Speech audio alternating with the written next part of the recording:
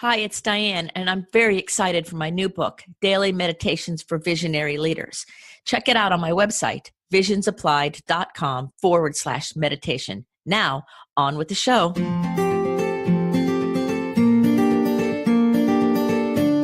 If you are listening to this podcast, it means you are searching for someone who understands you, someone who gets you.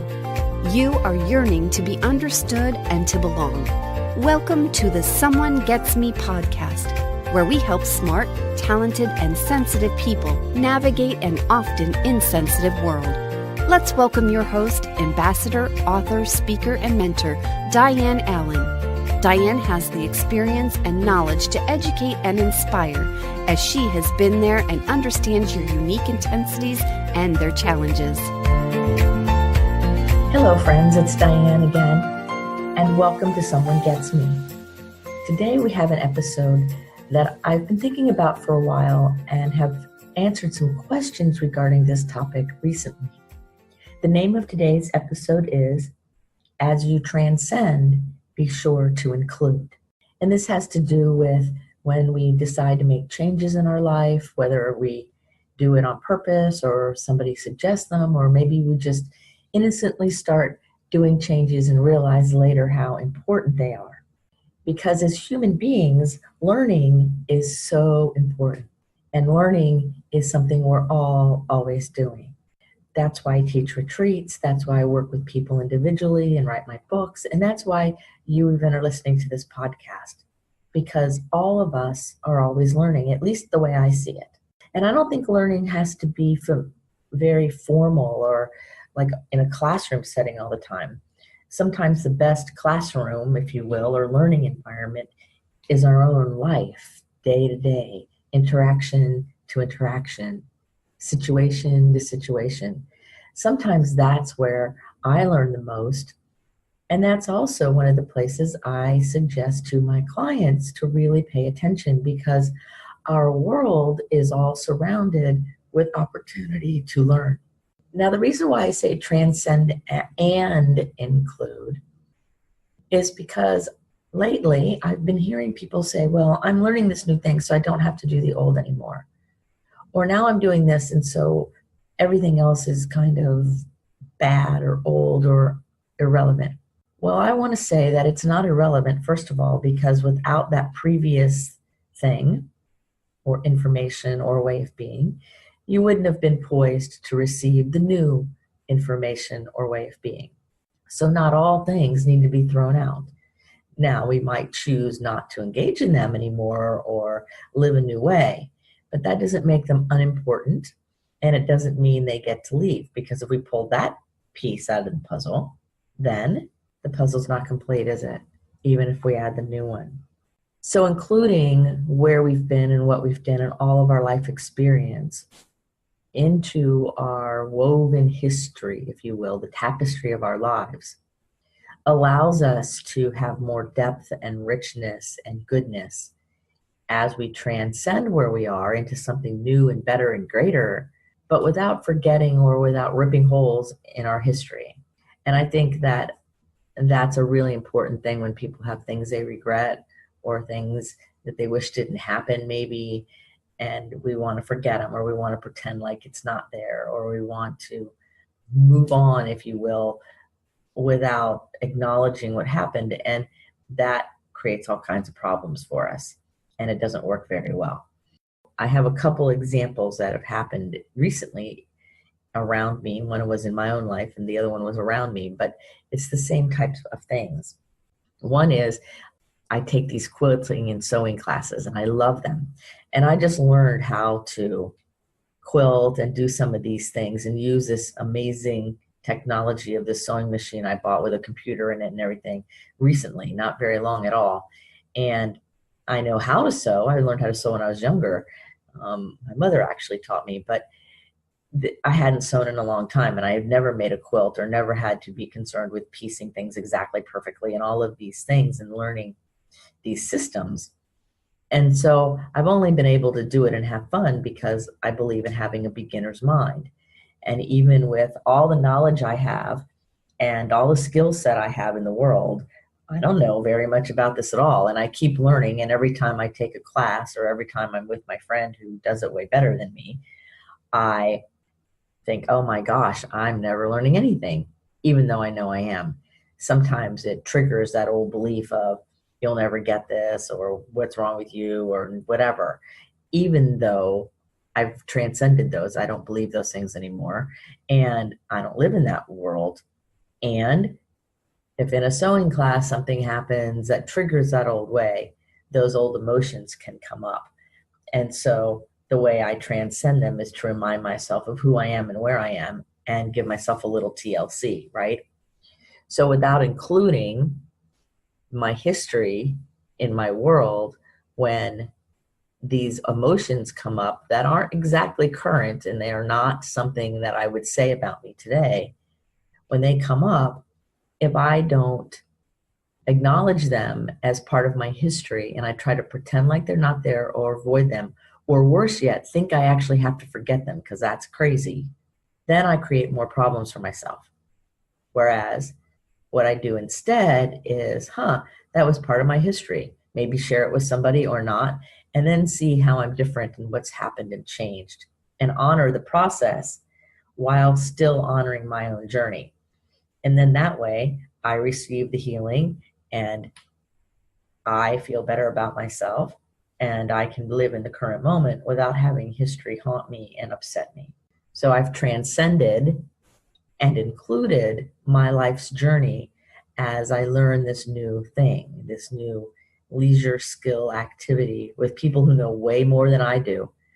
And I laughed just the other day because I know a lot of things and I'm typically one of the experts or people in the know in my circles, even though sometimes I just want to be a student. And in this environment, I'm just the student. I am one of the people in the least know. Nobody looks to me for answers because I don't have a clue what they are. It's refreshing in a way, and it's also kind of nerve-wracking in a way. Like, wait a second here, I have no idea what I'm doing.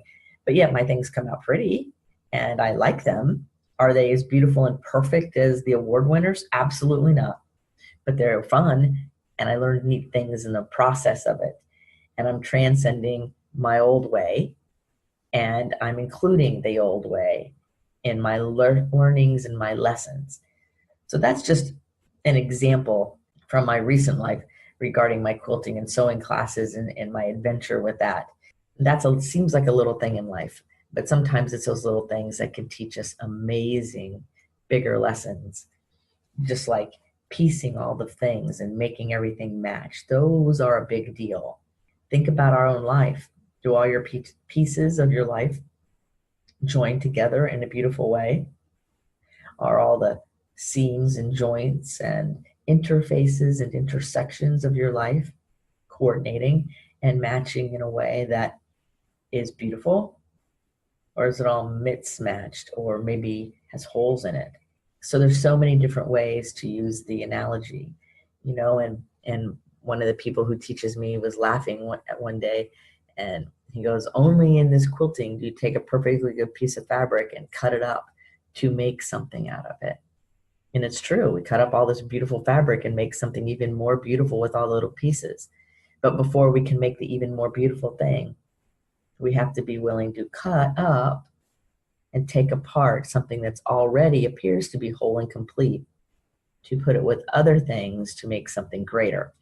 And so we have to be willing to transcend where we are, yet include where we are and what we've learned as we move forward, not deny it or pretend like it's not there or say it's irrelevant, because I don't think it is. Another example of how to transcend and include is when we learn a new thing about life. A lot of the clients I work with are on a journey of learning things, and I'm sure you're on a journey of learning things. We learn all kinds of things, whether it's in our spiritual development by meditating and being more connected to who we are in our inner presence. You're learning that every day, right? Or maybe you're learning about your emotional self, what things bring you joy and what things maybe bring you sorrow, and how to emotionally navigate your world. Or maybe you're learning things intellectually in school or in work or just in general. There's so many ways to learn and transcend where we are in our world today, whether it's a podcast like this one, or a YouTube channel, or a book, or an audiobook, or a movie, right? Or a conversation with somebody who knows greater, or taking a class. There are as many different ways to learn as there are opportunities and people, I think, because we all do it a little different. I like to learn visually with a little bit of auditory with it too, because visual and auditory together for me really work. Some people don't like the auditory, some people don't like the visual. Some people are more hooked than I am. We're all different. Our brains want us to think we're the same, but we're not. We're all different. So when we're learning something new, we have to learn how to transcend and include. In order to embrace the new information, we have to be willing to let go of the paradigm, the box that we're seeing current things in, so we can expand into a greater box. But like I just said, the box expands. So it includes the journey, what you've already know, what you've already learned, and adds to it. Common mistake people make is they think they have to destroy what they already know, and then what's new is all there is, without all the other information that made the box and made the paradigm and made your reality to start with. Now, that doesn't mean you use it the same every day, but in order to transcend and transform, it's important to remember to include along the way. Where it fits in the new way may not be primary. So for example, I'm helping a friend right now, and I'm helping her edit her book. I love to write, and I love to edit, and I love to read. And even more importantly, for this example, I love learning new things. I love expanding who I am and what I understand, and I am naturally very curious. Now, when I was very, very young, that curiosity was stifled in me from family situations, and I shut it down for a long time, but it was always bubbling in there. I kind of kept it hidden. Well, now in my world, with those history things still in my world, but yet healed, they don't control me anymore. I love to learn new things. And if given the opportunity to learn or repeat, or just hang out in familiar territory, I will take the learning every day. I love it, love it, love it. And so when she said, do you want to read part of my book before it was published? I said, sure. So she sent over a couple chapters. I read it, and it was wonderful. And it was information that I had a lot of knowledge about, but there was a whole different view of looking at it. It was kind of like shining a spotlight on a different part of topics that I already knew a lot about and had a lot of understanding in. And it was refreshing because I got it, I understood it. I speak the same language in a different way, same but different. And I was so excited. And then, of course, along with that, my editor brain, the part of me that's always reading to make sure that the sentence structure is correct and the grammar is correct and the words go together properly, noticed a little typo and another little sentence and ended in a preposition, which drives me bananas, and things like that would have been easily overlooked or even by an editor not seen. Because even in my own material, I'll find mistakes later that nobody caught because us, humans aren't perfect, and it's perfectly fine. And so I debated, do I tell her? Do I say anything? Because this person is, in my mind, really well known and really skilled and knowledgeable, and she didn't ask me to edit it. She just wanted to know if I wanted to read it. And I wasn't really editing, but I did notice those things. So what do you do, right? So I highlighted it and sent it back, and I told her how wonderful it was, and then I wrote, P.S. my editor and me came out. You might want to look at this. It was only 2 or 3 things. It wasn't big at all. Well, I felt a little nervous, but I also have a belief that if you don't share with somebody what you honestly see, they never have a choice or a chance to make a decision about it. It's not like I changed the content or changed anything. She didn't have to even listen to me.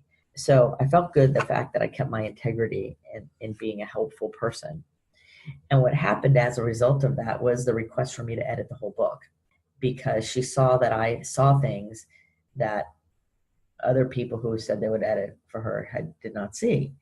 And that made me feel really good. I was like, wow, somebody sees something in me and a skill in me that I have, but not a lot of people notice.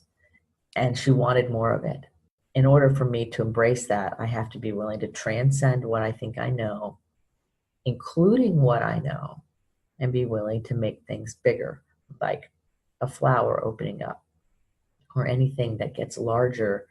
It takes the volume of the smaller to keep out the energy.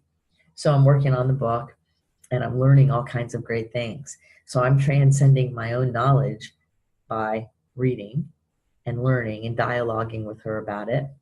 And I'm also passing that information on and sharing some of the lessons I'm learning about myself.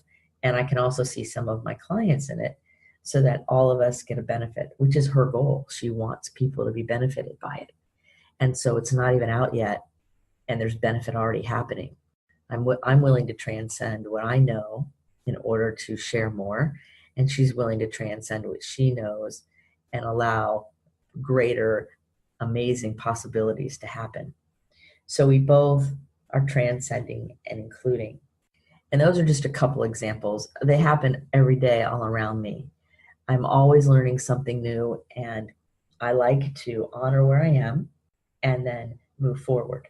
So take a second and just think about your life, just for a minute, and think about some of the things you're curious about or you like to learn about. Or maybe there's something you want to change because you're hurting, or there's some sorrow, or you're afraid, and the kind of staticky feelings, some people call them negative feelings, don't feel so hot, and you want something different. That's another way to transcend include, to be willing to outgrow the limiting beliefs or the limiting energy. So think about it. Just think about that for a minute. Is there a part of your life that you're either currently growing in or you want to grow in? Now, check your ego, check your thinking for a second. Is it trying to get you to drop the old way like a hot potato and pretend like it didn't exist? Or is it maybe trying to hold on to it and have it be the same, the same but different? Not actually transcend and include, but just be the same, stay status quo. What is your inner dialogue saying? Are you curious?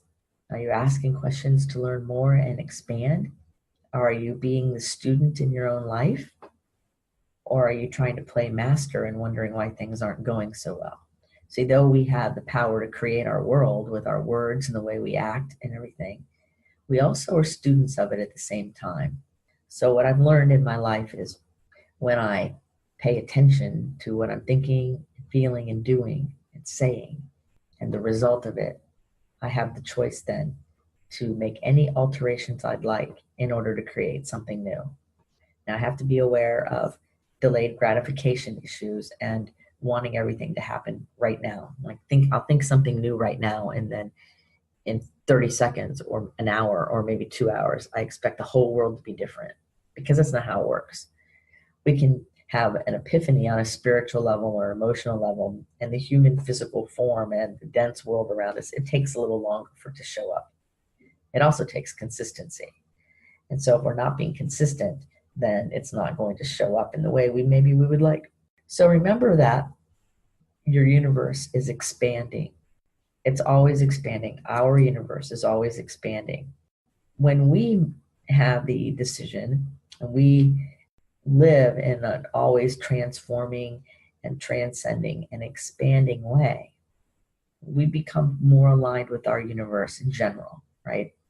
So if you're trying to keep your way all controlled by fear and in a little tiny box, by definition, you're out of alignment with the universe, because the universe is always expanding.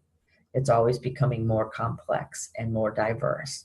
There's always more. There is an ongoing movement to get greater and bigger and expand. So to the extent that we as humans hold on to the old way, or we hold on to things out of fear, like judgment, like this is the way we always did it, so this is the only way to do it, right? It doesn't mean it's the wrong way. but we need to be open in case there's something to add or change. Too often, people get polarized. It's the old way, and we all should go back to the old way, or the old way sucks, it's terrible, and we're going to go into the new way, and we just take care of the old way, just sweep it away.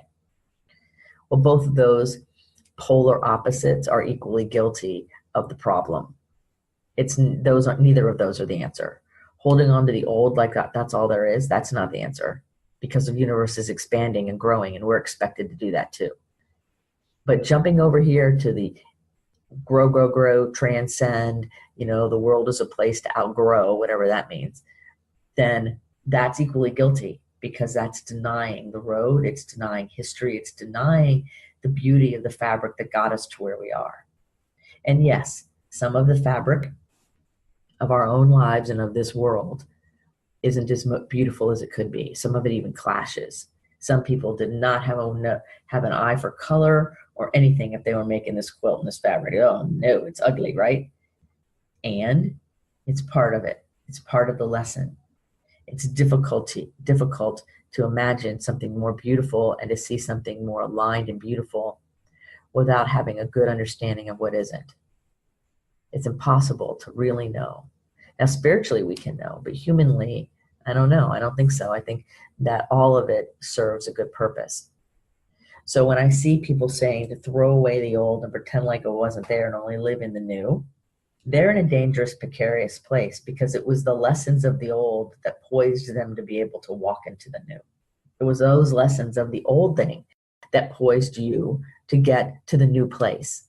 So if your life didn't have the old thing, or the situation you're going through right now that you're trying not to be in, without those lessons, the new isn't possible. It's just not possible. So when I see all the arguments in the world and all the fighting and all the discord because of the people trying to hold on and the people trying to pretend like it never existed, both people are in error. Both of them, in my view, are missing the point. The point is honoring, including our history, not giving it power anymore as we transcend, putting it in its rightful place, part of history, and choosing then to choose something different because of our understanding and our awareness built upon the lessons from that history. So to try to pretend like it's not there doesn't get me anywhere. It applies in simple things like my sewing. My history is I know how to cut things, I know how to make things, I know how to operate a basic sewing machine. That's in my history from 40 years ago. But when I bought a brand new machine, after having not sewn for a while, and it's computerized, and it's got all these fancy things I never even heard of, then I had to be willing to transcend my old way to learn the new. But without the old lessons, I wouldn't have been able to even operate this machine. I needed that. I needed the old, limiting, not so currently useful content in my mind and ability in order to fully embrace the new. If I didn't have the old, I wouldn't be able to embrace the new. I would have to start somewhere, but it wouldn't be where I was. Couldn't be, because I didn't have the old. Same thing in our understanding spiritually. Same thing in our understanding mentally or emotionally about anything. Whatever we're learning, whatever it is you are learning right now today, whether it's in school or at work or anything, is predicated on your history, on what you've learned, on your autobiography. As messy as parts of it are, as clashing as part of it are, as beautiful and amazing and soft and cuddly as part of it is. Doesn't matter. Without the history, you can't evolve in the way you want. It's important to honor it. That doesn't mean we have to stay there. No, there's stuff in my history. I don't want to stay there. But if it wasn't in my history, I wouldn't be able to appreciate my life today as it is. And it all, for me anyway, carries energy in the memory of it. And so whatever memory you keep repeating in your head, you keep creating that energy more and more. And so sometimes staying stuck on the toxic or negative or heavy or pain, guilty, kind of nasty energy that we all have, staying stuck there makes it bigger. So sometimes the traditional way of helping people, whatever that means, is let's talk about the problem over and over and over and obsess on it and tell you everything that's wrong with you. Well, I've been helping people for a lot of years, and what I've learned a long time ago, many years ago, is that you know your life better than anyone else. You already know what the issues are, and you already know what the problems are, whether you're admitting to it or not, you know. And whether you can talk about it or not, you know what the problems are. I don't need to tell you the problem. That's ridiculous. But what I can do is shine light for you on your path so you can see solutions. And if we talk about possibilities and we talk about solutions that can be built upon the painful lessons and the mess that was previously created, we can create beauty. But if I sit with you in the conspiring misery of whatever it is and just stay there and stay there and stay there and stay there, and every time you see me, all we're doing is talking about what's wrong, first of all, you won't want to see me anymore because it's too painful. And second of all, it won't get you anywhere because everything we think about keeps the energy moving. And if the only thing you're talking about and working on is what's wrong with you, then that's where the energy continues to go, and it reinforces the lie. Because even on your worst day, and even with all of the problems you've created for yourself over your life, big and little, your essence is beautiful. Your essence is a very high, beautiful light. All that other stuff is just dirt we've thrown on the light, veils we've put over it. And so it's our chance as we grow to take the veil off. That's our opportunity. That's what it is for us to do. So your memories carry energy and they carry the power. Think about a really happy childhood memory. I think about going to my grandmother's house and the cookies she would make. Ooh, they smelled so good. And even when I make the same cookies, they don't smell the same because they weren't at grandma's house. Or you could think about an event that maybe was painful or one that was fearful. And when you think of it again, it makes that feeling show right back up, right? The energy shows right back up. So the way to not have that energy have so much power is to think on those things that are transcendent of it, that are elevated above it. It doesn't mean that memory goes away. It doesn't mean you forget it. It means it no longer has power. So you know you've healed something when that thing, that memory, that event, that situation no longer has power in your life. It does not mean that it's forgotten. And so our road of transcending and including things requires us to begin to become more aware and to begin to keep moving forward, honoring our journey, not trying to forget it or put it down, but also not staying stuck in it. Because I have people that I say they wear the victim badge, right? They had a bad thing happen to them or they did a bad thing, and they wear it like a badge for the rest of their life. Well, it's an event, yes. And yes, maybe it was a big deal, sure. But do you want to live there forever? Or would you rather say, something? I was in this really deep, dark place and now I'm not. And I'm not because I'm choosing not to be. And I'm shifting the energy and the internal dialogue and the way I'm seeing things. We can transcend and include. That doesn't mean we get to wear the victim badge anymore. But that doesn't also mean that we have forgotten or that it's any way less impactful. Because sometimes those of us who've been through really big situations and challenges can, if we choose, get a great deal of wisdom and lessons out of it so that we can then be that beneficial presence and share with others. But we have to be willing to be in that role. And we have to be willing to let go of the story of the transgression and hold on to it and keep perpetuating it. I have several clients who fight with a lot of depression and anxiety, and 99% of it is they keep rehearsing old news over and over and over, thereby making it not only current, but making it bigger. And only they can change the way they are thinking. Only they can change what they're putting in their mind. But if I'm going to constantly look at the darkness all the time, and that's all I think about, and I'm unwilling, you heard me, unwilling to make a mental change and to be open to new possibilities, then I have no one to blame other than myself for my darkness and my sickness. Nobody outside of me can fix me. And we live in a culture that says somebody outside of us is going to fix us. That's not the case either. The person outside of us can only create an intervention to help you hopefully wake up to your own responsibility. That's how we transcend and include our history moving forward. There's a lot of things that have happened to me and a lot of things that I've done that I go, oh, wow, that was bad decision. Ooh, I don't sit there though. I go, okay, well, made some mistakes. Let's keep going. Let's use those lessons to help other people and help myself. It's important to remember that whatever we're thinking about has energy, and that energy affects all of us. A lot of fear energy affects your kidneys. A lot of anger energy affects your liver. I mean, all these things are researched everywhere because people have known for millennia that what we think about creates our body and affects our body.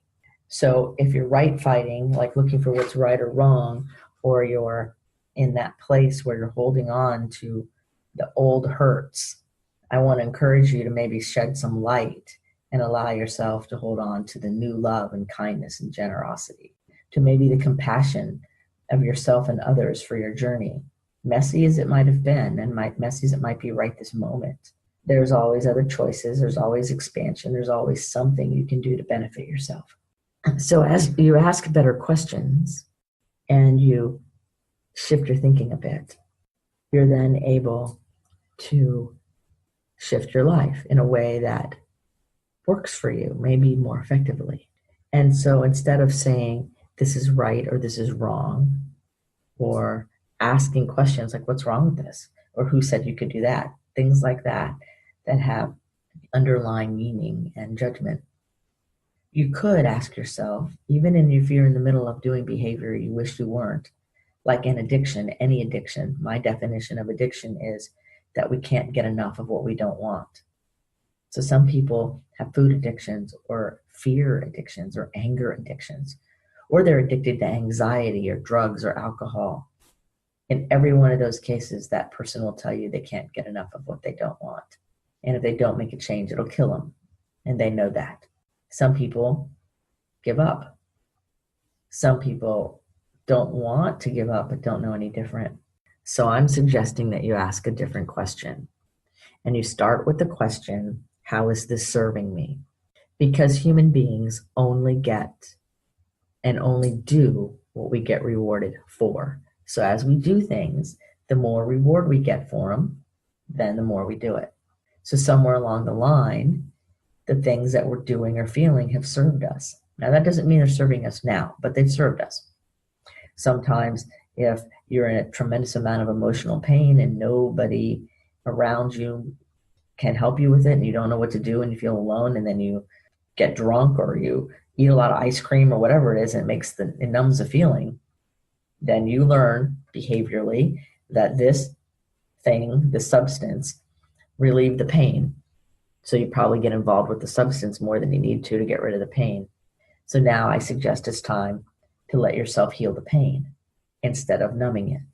Because eventually whatever numbing agent you're using isn't going to work anymore and you'll have to do something more. It's much more noble and responsible to deal with the pain and let it be part of your fabric, but let it not rip holes in you any longer.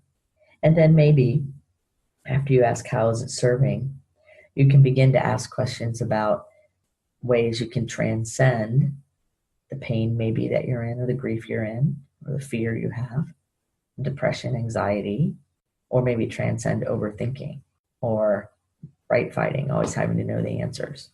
And start saying, okay, what is it that can happen now differently?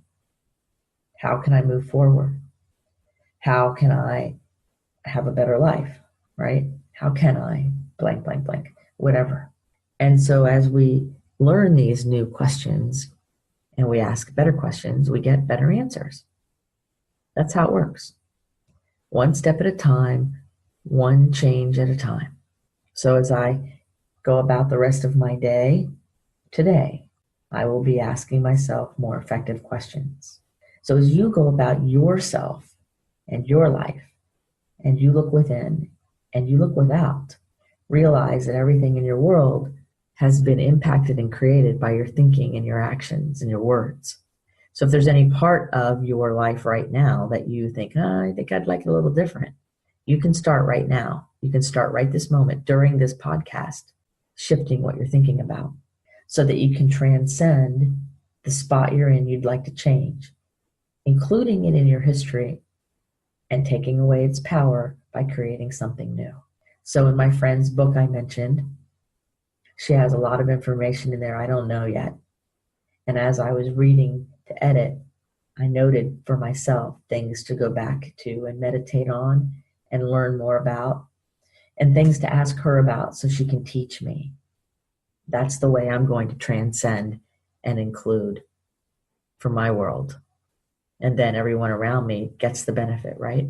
So what is something that you can do today to add knowledge or skill or ability or to honor experience in your life that will move you forward in a way that serves you? What would that be? Think about it for just a minute. Because we become irrational and we do crazy things when our needs aren't getting met or we're afraid they won't be met. Yet we live in a friendly universe that wants to meet our needs.